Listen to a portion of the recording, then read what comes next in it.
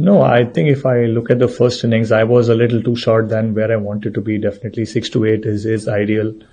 Uh, yeah, that's what I would say. I think second innings it got slightly better, but because again the wicket was slightly slower, I had to pitch a few slightly behind 8 and then go slightly fuller when I'm trying to get a wicket. So yeah, I definitely did not bowl the lengths that I wanted to. Is it just being wary of not floating it up there, or is it just an execution issue?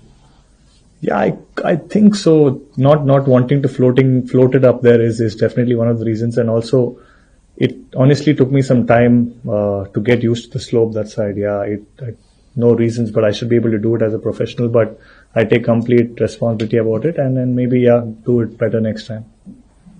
Prasidh, as we all know that in this series, Bumrah will play only two of the remaining 4 test matches. So as a bowling unit, how challenging it will be for you guys when Jasprit will not be there in the 11? What the culture that we guys have created is we are learning off each other no matter who's there, who's around, and with Booms around, he's been talking to all of us all through, even before coming here, or at least for me, I've been part of this team for a few years now, so the conversations are still going on. One thing you cannot get is experience, that you have to do it yourself. And yeah, I think all of us are excited. If you look at the team, everybody is here. Siraj has played a lot of games. He's going to continue playing, and then whoever comes in or whatever happens later, it's a great experience and it's an opportunity. That's the way we look at it. Prasidh, how's the atmosphere in the dressing room? Because we saw that during the last session as well, we were there in the game, miracles could happen in cricket, but eventually the results didn't go in our favor. So what's going on in the dressing room? Or yeah, dressing room still nice and happy and very, very motivated. Like I said, we came here knowing what this opportunity meant for all of us, and even in the game today, we might have looked quiet at some stages, but I think we still had a plan. We wanted to do something, and we went about doing it, and we got 2 wickets in a cluster twice. So that still kept the motivation going. And then, as a bowling unit, when something's happening, we still ended up taking the new ball. They needed about 20 runs with the same hope of something's going to happen. So we are still there, believing. We made sure till the last run is scored, we are still out there and making sure they work hard for it. Two tests in South Africa, one in Australia, and one in New Zealand. Are you sort of concerned at all about the economy at which you're going, and what can you do to be more consistent in terms of carrying that back? Yeah, definitely. I had a few conversations with a few of them about what this game particularly went by. I definitely would want to bring that down to whatever best I can do, and yeah, I think I'm learning as well. Well, I can't say anything. It's up to me. It's my responsibility to get better, and that's what I'm trying. That's what I'm working on, and I just want to make sure I put in the right kind of work and come back here and put up better numbers. Prasidh, can you talk about Shubman's captaincy? You played under him in IPL also, now here in the first test. Can you talk about how he managed all of you? What were the communications? Can you talk a bit about his captaincy? And then the second part is how frustrated you guys are. How much anger was there that you can't score the last 3-4 bowlers who went there but not able to score, and the other team scored a lot of runs as far as their last 7, 8, 9, 10.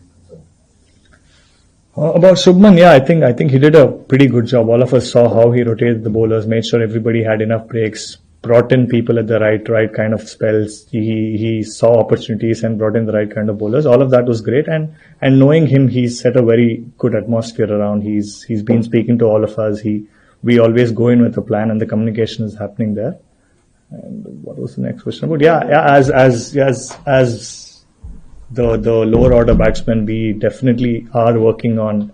If you look at our net sessions, we are putting in the work. I think it is about putting your mind in there as well, making sure you trust yourself, trust the skill that you have, and be there at the crease for a little longer, and then the numbers and the runs are going to show, and then we are working towards it.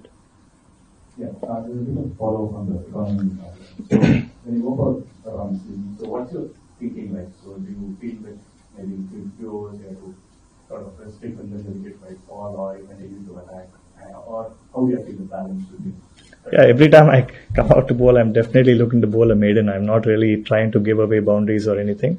The outfield was fast. The lines that I bowled was not perfect, to be honest, at most times, and they took me on. Some of them were edges, some of them I tried bowling bouncers, I ended up giving runs. So I think somebody in the team had to do it. And if I sit back and say, I want to look at my numbers, what my economy is, and not really look at the wickets, it got me a 4 and a 6, and then Jamie Smith got out. So if it means that I do that and get a wicket, I'm happy to do it. But definitely every time I come on to bowl, I am looking to keep the economy rate down and build the pressure up. Yes, you just mentioned about the slope and the challenge which you faced while adjusting from one part of the ground. So as an inexperienced bowler who hasn't played a lot of cricket in this part of the world, what is your fallback plan on? What do you do? Who are your support people in the dressing room? What kind of conversations did you have when you were kind of finding it difficult adjusting to the slope? If you could just talk about that, because every venue here will have different sort of challenges, conditions.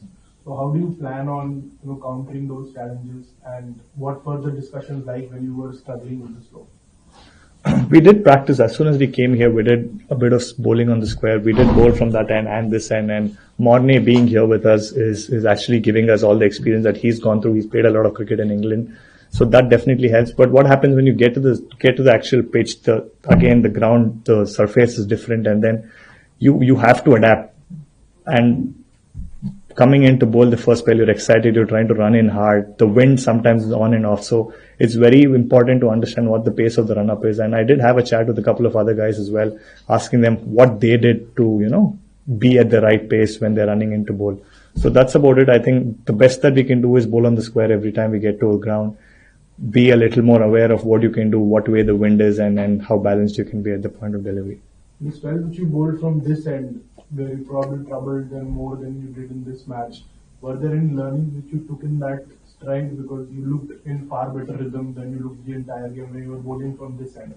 Yeah, I think it was something for me to take away. The first innings went by, I bowled a lot. I think I bowled most of my bowling overs from that side, and coming here, knowing it's the other way down, it's downward slope. I did end up bowling a no ball. Booms was telling me about how you're actually overstepping, and the hardness of the ground just gives you more feedback. You're running faster and all of those things. So yeah, the discussions are definitely always happening in the team, and we are trying to do the best that we can.